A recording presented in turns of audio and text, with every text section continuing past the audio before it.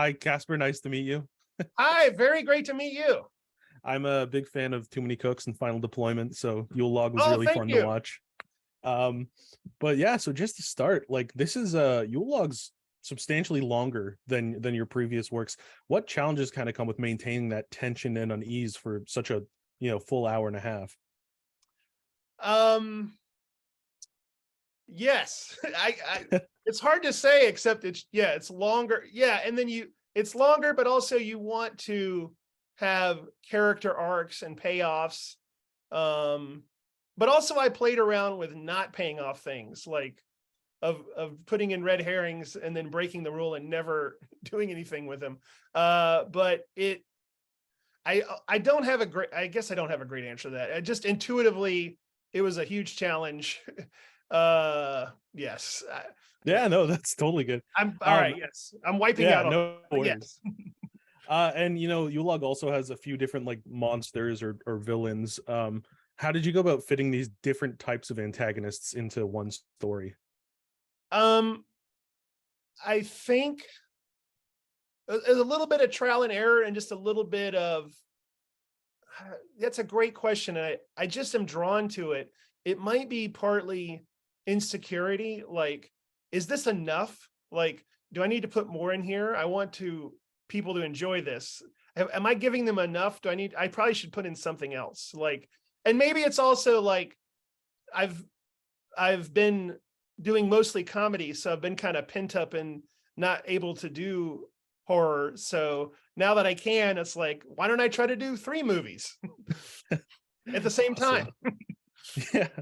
And similarly, there's a few different types of horror too, in Yule Log. How difficult was it to balance these distinct, like alien horror or historical horror? Like how tough was it to kind of do multiple different genres almost? It was tough, and I mean, honestly, when I wrote it, I wasn't sure if it would work.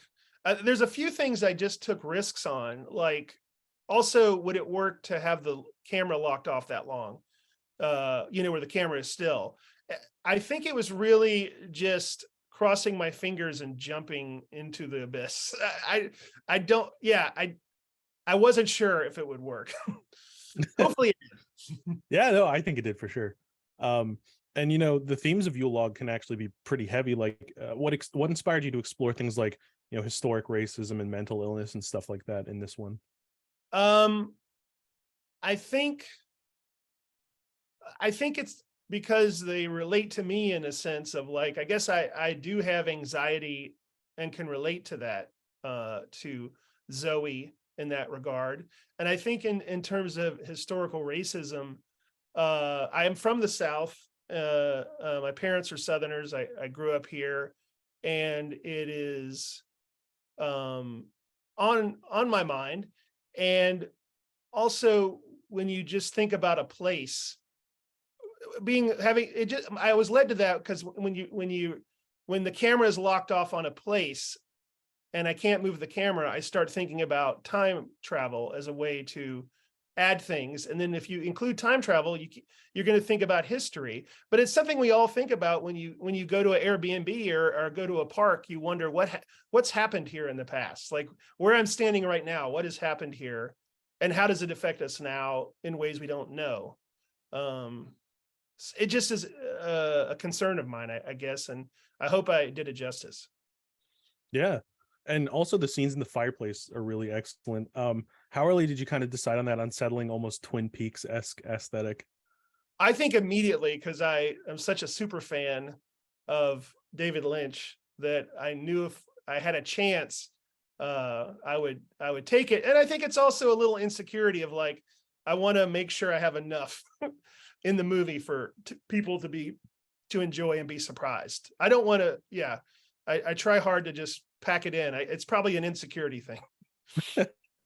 And you also are really good at like very natural, realistic dialogue between characters. Does that come naturally to you, or do you kind of go out of your way to make these like almost mundane conversations that feel like you're just watching a live video? Yeah, I that's a great question. I think I really wrote it just how I imagined I might say it, or someone I know might say it. And I wondered if that was the right move. I wondered if I should have done a more stylized form of dialogue. But it seemed like this idea where you're almost spying in on people, it felt like it should be natural. Mhm. But yeah. Definitely. And the podcasters especially seemed very accurate. Did that come from personal experience knowing podcasters?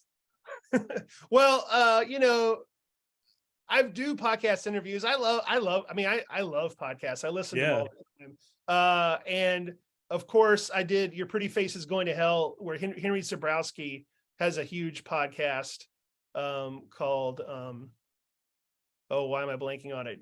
You probably know. Last Podcast on the Left. Oh, And okay. Yeah. yeah, so it just was on my mind. Yeah. Awesome. And William Tokarski also makes a little cameo. What was his response to appearing in Yule Log? Um, he's game. He's like, yeah, I'm up for anything. He's having the time of his life. He's doing so many movies and TV shows. Yeah, he was happy to come back and reprise the role. I wish I could have given him a bigger role with lines, but it just, the way I used him just seemed the right way to do it.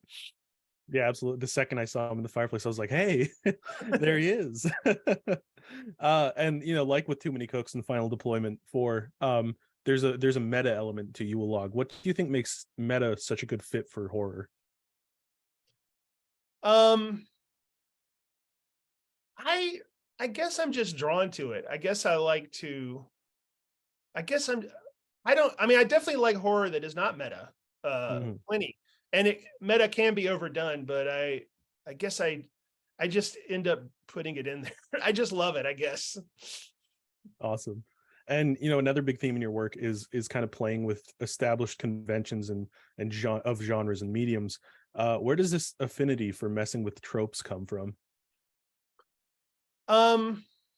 I think even as a little kid, I loved to do that. I guess I read Mad Magazine and would make my own little parodies of commercials as comic books as a kid.